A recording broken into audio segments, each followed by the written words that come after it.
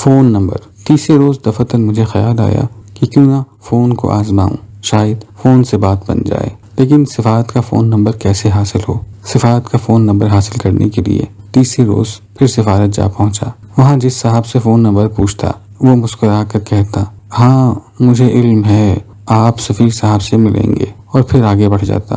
سارا دن میں سفارت میں گھومتا پھرتا رہا۔ شام کو ناکام مسافر خانے میں لوٹ آیا۔ مسافر خانے میں آوارہ پھرتے ہوئے دفتن میری نگاہ بڑے بڑے بورڈوں پر جا پڑی جو پارکوں پر لگے ہوئے تھے۔ وزارت معلومات، وزارت حج، وزارت خوراک، وزارت رسل و رسائل۔ ارے مسافر خانے کے ارد گرد سعودی عرب کی تمام تر وزارتوں کے دفتر موجود تھے، اور سعودی کارندے مسافروں کی سہولت اور آسانی کے لیے سرگرم کار تھے۔ میں دفتر معلومات کی طرف لپکا۔ جناب والا، مجھے سفارت پاکستان کا فون نمبر چاہیے۔ کاؤنٹر پر کھڑے عرب نے فون ڈائریکٹری نکالی اور سفارت کا نمبر دے دیا۔